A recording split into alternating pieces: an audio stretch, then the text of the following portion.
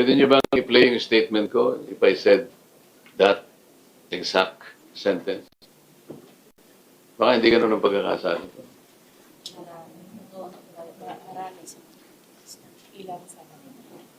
Diniretso ko ba, media? Ganun? Yes, sir. You did, sir. You did. Oh, gusto ko lang marinig muna para dami nyo. Parinig sila. Ha? Parang ganun yung pag. Narinig po namin lagi. Na? You meant PR. Sinabi mo po karamihan sa media. O yun. Kasi sabi mo, media, parang lahat na eh. Hindi ko nila lahat. Kasi, you know, I'm coming from deep frustration. Ito na, umpisahan ko na eh. I was using the example in the rally of the INC last July 13 yata, yung 2025. It was a 2 million crowd gathered in Luneta. Rally ng INC yun. And I am one of the 4 speakers. So kung January 13 yun, January 14, I was expecting that will be reported. Report naman talaga. Ang banner, 2 million crowd gathered in Luneta. Except for the fact that I was the only one among the 4 speakers who provided the context of that rally. That rally kasi called for the rule of law, the due process of law, and then the INC,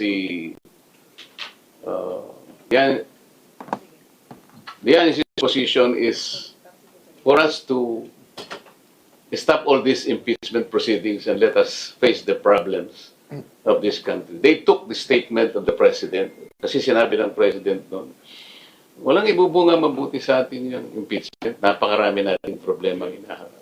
The INC supported that statement. So, sabi nila, tama yun. So, mag-rally tayo to support the President. And more than that, kailangan nating emphasize ang rule of law and due process. Ako yung nag-provide ng context na yun because hindi dahil sa ako lamang ay ang abogado sa INC. Marami po kaming mga kapatid na abogado sa INC. Kaya lang ako lang ang nagkataon na member ng Congress. So I was in a better position to explain how the rule of law and due process are being violated. I spoke for about 45 minutes in that rally. Ano po yung pinaka-influential po nating mga malalapad na dyaryo? Philippine Inquirer and Philippine Star. Yung nag-report po ng incident na yon sa Philippine Star, 8 reporters. Pinagsama ang isang... They work on only one report. 8 reporters. On the other side, Philippine Inquirer, 3 reporters ang nagsama-sama to develop that story. So 11 reporters saw it. 11 reporters heard it. Alam mo yun, wala man lang akong pangalan doon. Kahit na yung acronym lang ng pangalan ko, alam mo man, may naglagay. Narinig namin si RTM. Baka sakaling tanggapin ko na po yun. There were senators na nagpunta doon. They were not invited. Basta nagpunta lamang doon, nasama sa crowd, naispatan ng mga reporters. All their names, nandun po sa report, including their middle names. The Senate President at the time is Chis Escudero. Nagbigay lang ng isang maikling text. And he earned 3 paragraphs in that report. I'm airing my frustration. Bakit naman po ganun?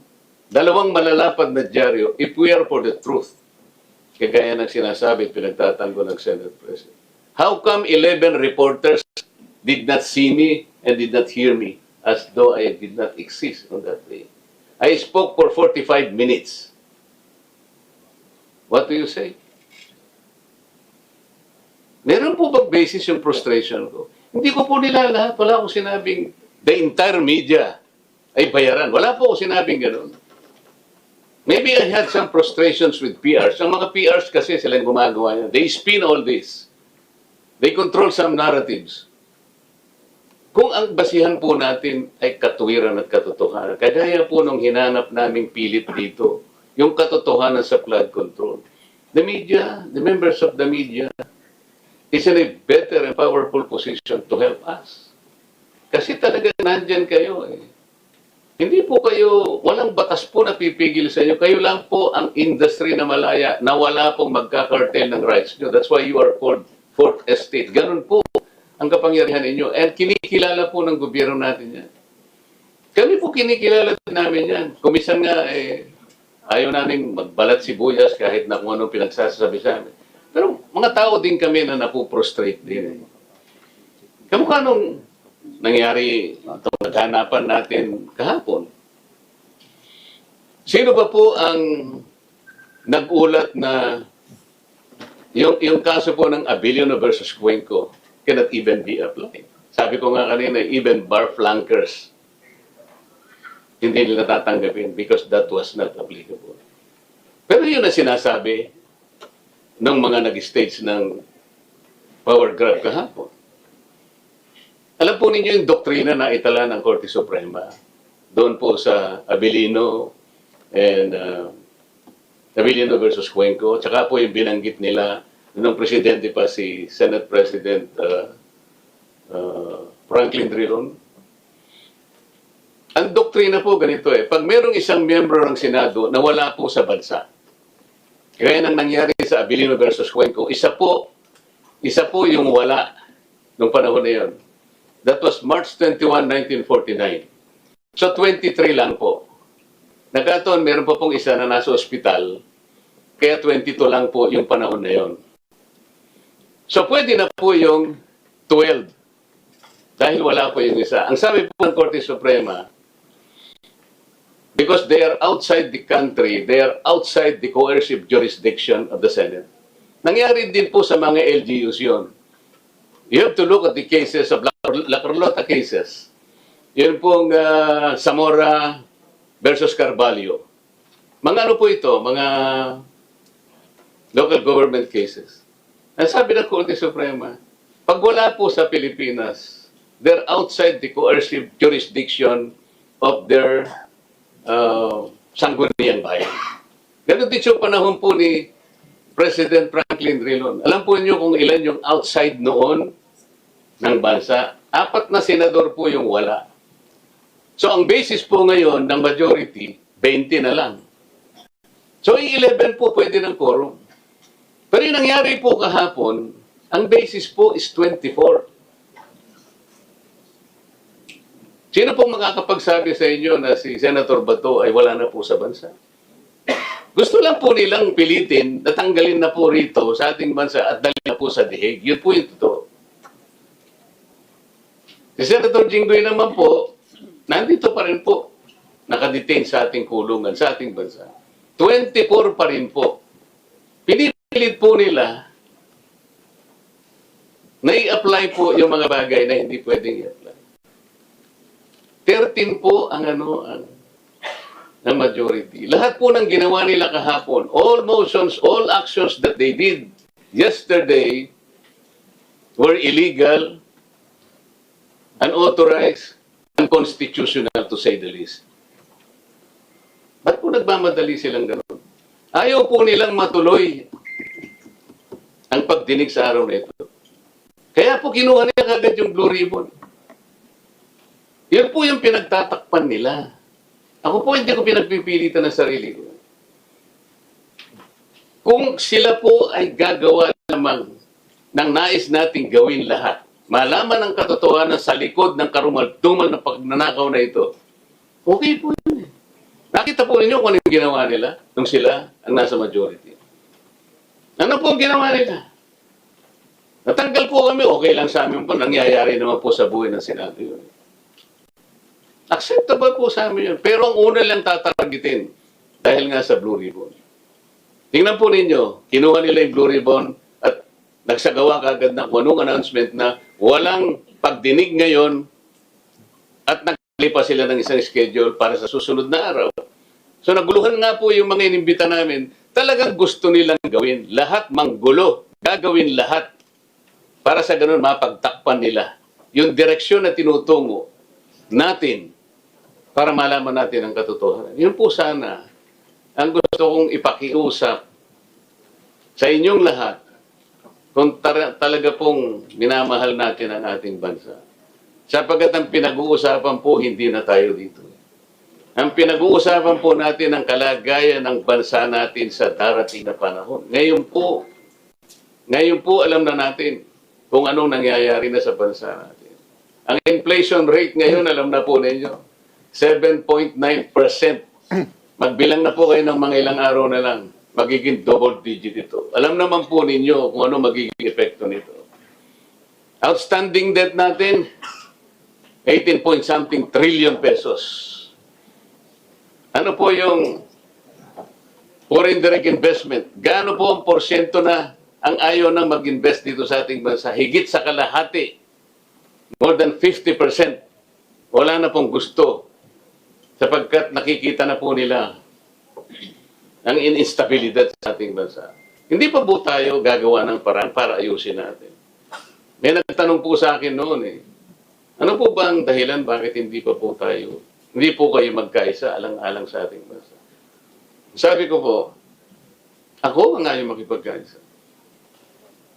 Alam po ba ninyo ang unang susi para tayo magkaisa? Kaming lahat sa Senado ay magkaisa. Umpisahan po natin ang flood control. Pananagutan po naming lahat ito na ito'y maresolba sa lalong madaling panahon dahil ang taong bayan po'y naghihintay po ng kasagutan sa kanilang katanungan. Pera po nila ito.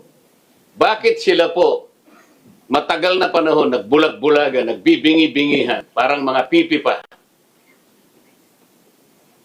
10 buwan ang nakaraan, meron po ba kayong nabalitaan? Na binuksan? Hindi po Gumawa po pa silang napakaraming dahilan na wag nang ituloy. Saan po kayo nakakita ng gano'n? Yun po sana yung gusto kong ipakiusap sa inyo. Yung katotohanan lamang po. Without fear or favor. Saan kayo nakakita po ng isang partial report? Napaka-importante. Alam po ba ninyo kung kaya hindi kami makapirma-pirma ron? Akala po ba ninyo binigyan kami ng kopya ng partial report na yun? Hindi po. Binigay lang po sa amin ay isang link. Kami ang magpiprint. Pagkatapos babasahin namin, binigyan nila ng instruction daw yung mga staff namin. Hindi pa po kami ang kinausap mga staff. Kapag yung mga principal ninyo ay pumayag at okay sa kanila yung partial report, ibababa namin yung last page, yung signatory page, signature page, pipirma ang principal. Paano ko papalitan nila yung bang bahagi ng report na yun? Alam pa ba namin? 500 pages. About 400 pages, more. Kasi nakalagay lang po, watermark, nakalagay. Paano kung palitan po yung mga pahina doon? Tilang importanteng mga bahagi doon. Ano pa po ang alam namin doon? Tama po ba yung ginagawang ganun? Kaya po kami ayaw pumirma. Ewan po, yung may pumirma. Pero ako, sabi ko, unang-una hindi kumpleto. Paano ako pipirma sa isang report na hindi kumpleto? Pangalawa, wala man lang, kahit na po pasintabi lang na may pumirma kung kanino galing ito. Wala po Link lang po Link. Kami po kami magpiprint, makikita nyo may watermark. Pwede nilang i-deny yun. Hindi naman yan ang binigay namin sa'yo. Pero nakapirma na kami. Ibababa sa opisina namin yung signature page, doon kami pipirma. Sapagkat alam na namin, nabasa na namin. Paano kung papalitan nila yung ilang bahagi o yung buong kabuuan ng bahagi na yun? Maliban lang sa pagiging parsa. Bakit po ninyo ibibigay na kondisyon yun para magpatuloy ang pagdinig? Napakarami ko pong pangalang ibinigay sa kanya. Tawagin mo si ganito, tsaka si ganito para makompleto natin ito. Alam mo yung ginawa niya? Ako pa po ang binugbog niya. Kung ano-ano pinagsasabi sa akin. So pasensya na po kung ako'y nakapagsalita ng ganon. I did not mean it. Ito po ay dahil sa frustration ko sa nangyari at sa nangyayari pong nakikita ko. Ang gusto ko po, makatulong kayong lahat para yung katotohanan. Ang katotohanan lang po importante rito. Wala na pong iba. Kapag ang pag-uusapan po natin hindi na katotohanan, hindi na po ako sasali doon.